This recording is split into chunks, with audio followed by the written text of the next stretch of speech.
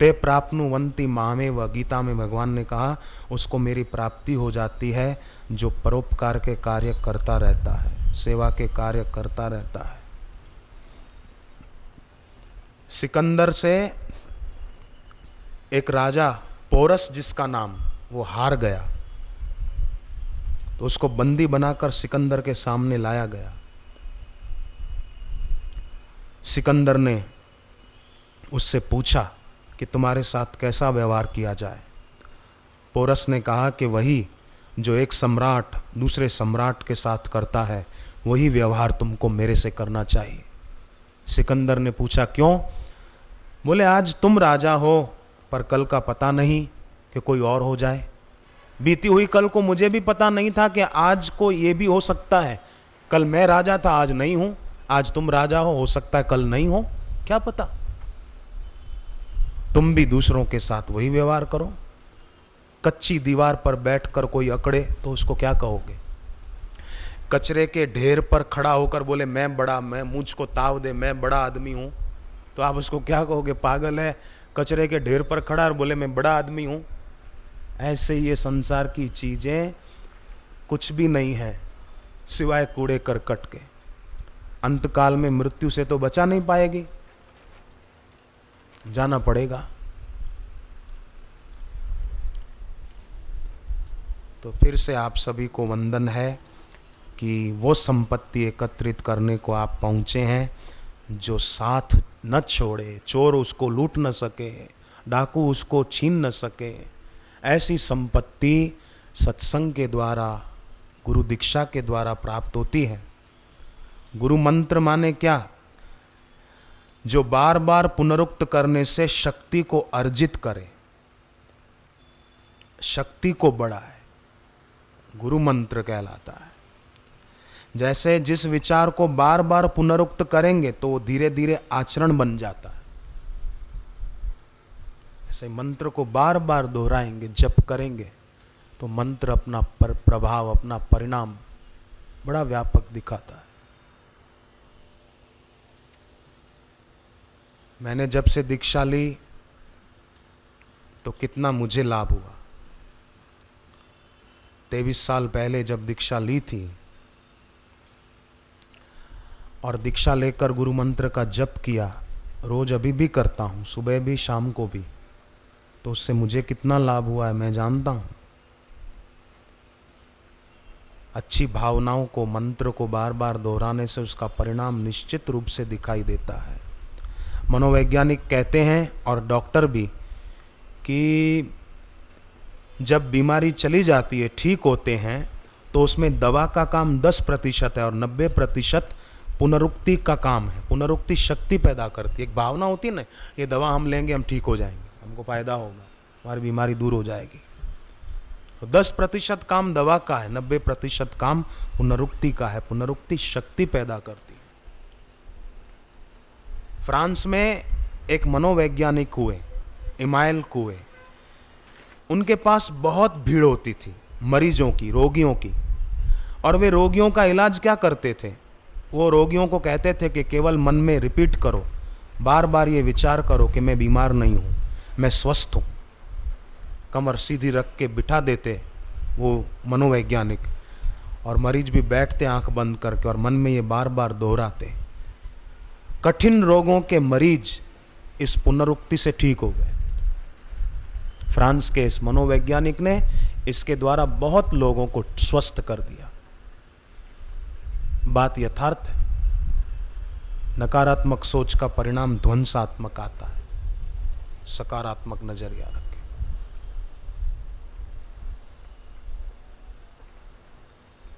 जीवन रसायन पुस्तक पढ़ें आश्रम की। केवल कांटों से उलझे नहीं, फूलों पर भी ध्यान दीजिए। कांटों से उलझ गए तो फूलों तक नहीं पहुंच पाएंगे। कांटे बहुत हैं, उलझे रहे तो कैसे आनंद आएगा? फूल पर नजर रहे।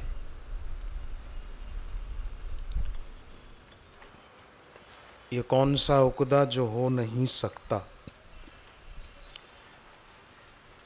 और किसी के जीवन में कोई विशेष समस्या है,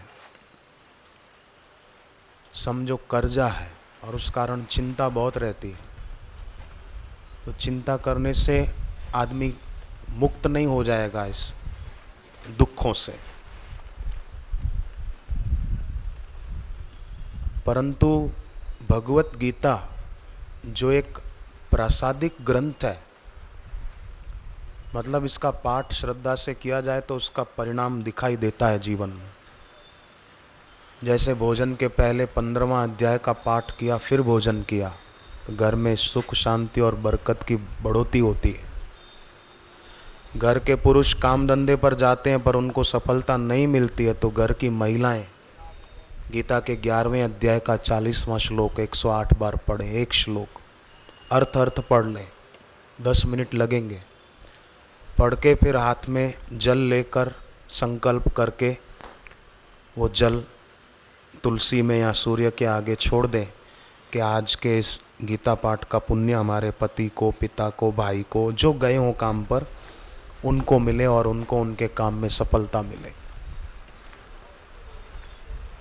दृढ़ता से किया जाता है ना तो लाभ बहुत होता है। मीरा को अपने गुरु के वचनों में दृढ़ मान्यता थी कि ये सत्य है, इससे लाभ होगा। पार्वती जी को दृढ़ मान्यता थी कि इससे मेरे को लाभ होगा। तभी तो पार्वती जी ने कहा, तजऊ न नारद करि उपदेशु, आप कहीं 7 बार महेशु। 100 बार मुझे शिव जी कहें तो भी मेरे गुरु के वचनों को मैं नहीं छोड़ूंगी। ऐसी दृढ़ मान्यता होती है तो कल्याण होता है।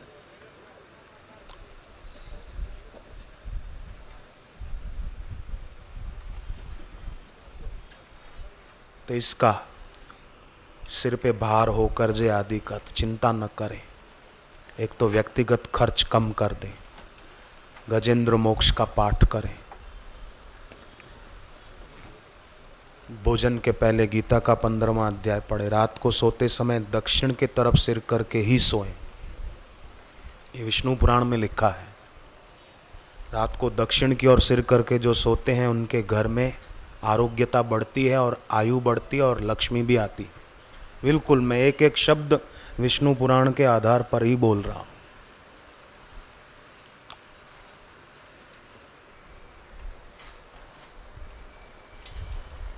घर में खटपट ज़्यादा होती है अगर, तो घर के लोग कभी कभी सामूहिक बैठकर जप करें, समूह में जप करें।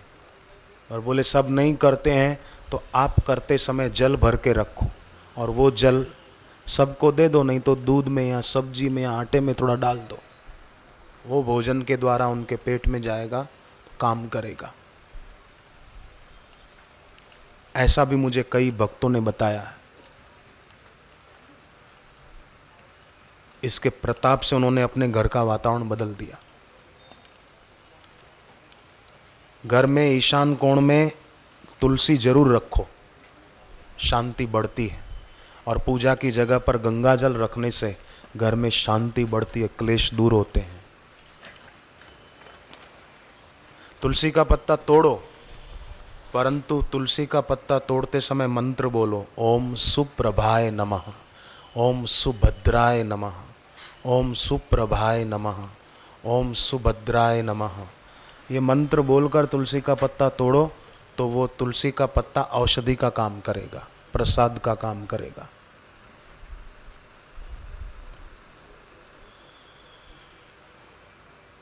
घर में जहाँ पर सोते हैं वहाँ जूठे बर्तन न रखो। कई लोग जहाँ सोते हैं ना वहीं बिस्तर पे पलंग पे बैठकर ही खाते हैं, ऐसा ना हो। रात को रसोई घर में जूठे बर्तन रखकर न सोया जाए। रसोई घर अन्नपूर्णा का मंदिर है, साफ सुथरा रात को पवित्र करके फिर सोएं। चूल्हे पर बना हुआ भोजन पड़ा न रहे, चूल्हे से उतार दिया, और खुला न पड़ा रहे, दूध आदि उसको ढक दिया। कईयों की आदत होती है रोटी बनाएंगे तो गिनती भी कर देंगे, 17 हो गई, बाकी 3 और बनानी है, बस चांद छूटी। गिनती न करें, 1-2 कम ज़्यादा क्या हो जाएगा।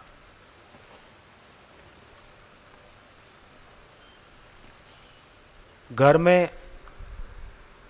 पूरब और उत्तर के तरफ, समझो ये पूरब है, समझाने के लिए बोल रहा हूँ, ये पूरब तो ये उत्तर, तो पूरब की साइड और उत्तर की साइड घर में नंगे पांव घूमे, भले फिर नीचे कुछ बिछा हुआ हो कारपेट आदि, उस पर घूमे, पूरब की साइड और उत्तर की साइड मन में जप करते हुए नंगे पांव घूमे। घर में शांति बढ़ाने में इससे काफी मदद मिल सकती है। केवल तंत्र मंत्र और दोहरे धागों का सहारा ना ले, भगवान नाम सबसे बड़ा सहारा है, सबसे ऊंचा सहारा है। मीरा ने कौन से दोहरे धागे और तावीज गले में बांधे थे? शबरी ने कौन से तावीज बांधे थे? कौन सी अंगूठियां बनवाई थी? आजकल लोग कई बेचारे ऐसे मैंने देखे कि हाथ की चारों उंगलियों में, दोनों हाथों में अंगूठियां पहनते हैं, पर फिर भी बेचारों के जीवन में कोई बरकत नहीं है। हृदय में भक्ति का नंग धारण करो तो बरकत ही बरकत, आनंद ही आनंद है। पूना में मुझे एक आदमी ने चिट्ठी दी कि मुझे 25,000 रुपया अच्छे काम में लगाना है, आप स्वीकार करो। भीड़ के कारण मैं नहीं मिल पाया, पर उसने चिट्ठी लिखी थी। बोले पहले मेरे सिर पर 10 लाख रुपया कर्जा था, पर मैंने जब से दीक्षा ली और जप ध्यान तत्परता से शुरू कर दिया, जैसा बापूजी ने बताया वैसी साधना करता हूँ, एकादशी का उपवास करता हूँ। कई लोग एकादशी का व्रत करते हैं तो फिर प्लान बनाते हैं, रबड़ी तो बोले व्रत में खा सकते हैं, मावे की मिठाई भी खा सकते हैं, मावे की बर्फी, वो तो बोले फलाहार है। केले तो बेचारे पीले पड़ जाते हैं 10वीं तिथि को कि कल हमारी मौत आई, मरे कल तो। सिंगाड़े के आटे का हलवा, आलू की चिप्स, क्या क्या बनाएंगे, क्यों बनाएंगे? बोले हमारा व्रत है। ये व्रत नहीं है, ये भरत है, भरत। ये व्रत थोड़ी है।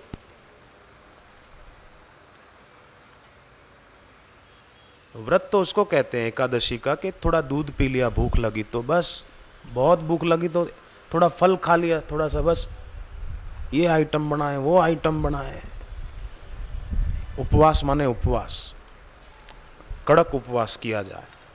हाँ, सुहागन बहनों को ज़्यादा उपवास नहीं करने चाहिए एकादशी के अलावा। ज़्यादा आज सोमवार का, आज मंगलवार का, आज बुधवार का, आज इसका, आज उसका। सुहागन देवी ज़्यादा उपवास करती है तो मैंने सुना है बुजुर्ग संतों से कि उसके उपवास ज़्यादा करने से उसके पति की आयु कम हो सकती है। इसलिए सुहागन देवियाँ ज़्यादा उपवास न करें, पर पति देव जरूर उपवास करें, पुरुष जरूर करें, बहनें ज़्यादा उपवास न करें।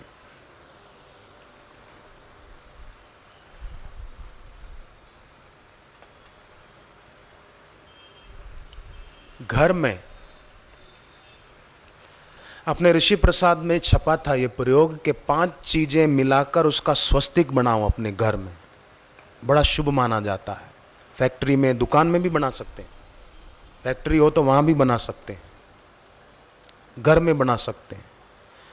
कौन सी 5 चीजें? कि एक तो गंगा जल, दूसरी वस्तु हल्दी, तीसरी वस्तु कुमकुम, लाल तिलक करने वाला, चौथी वस्तु शुद्ध गुलाब जल या शुद्ध इत्र हो कोई, और 5वीं वस्तु गोझरण, देसी गाय का झरण। वो मिलाकर 5 चीज़ें मिलाकर स्वस्तिक बना दें अपने घर में, दुकान में, ऑफिस में, फैक्ट्री में, तो बड़ा शुभ माना जाता है। तो अगर थोड़ा शांत बैठना सीखे, अंतर्मुख होना सीखे, शांति का संपादन करें, अंतरंग साधना करें, तो अदृश्य सत्ता जो हमको घेरे हुए है उसकी प्रेरणा को हम पा सकेंगे, पकड़ सकेंगे। बापूजी बताते हैं कि एक सेठ जी बैठे थे ऑफिस में, मुनीम को आवाज दी, मुनीम जरा देखो आपके उधर से घड़ी का सेकंड कांटे का आवाज आना बंद हो गया, घड़ी बंद तो नहीं हो गई? मुनीम ने कहा नहीं नहीं, घड़ी चालू है, कांटा घूम रहा है। बोले आवाज नहीं आ रहा सेकंड कांटे का, कट कट कट कट, क्यों? हम बोले थोड़ी मिनट पहले अपने सामने से, ऑफिस के सामने से एक बारात गई ना, तो बैंड बाजों का आवाज अभी भी आपके कानों में गूंज रहा है, इसलिए वो आवाज सुनाई नहीं दे रही है।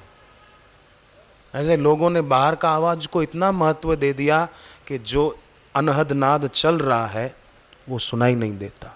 इसलिए सुबह जल्दी उठें, शांत बैठे, श्वास भीतर जाए बाहर आए उसको देखें, गिने, जीभ को तालों में लगा कर बैठे।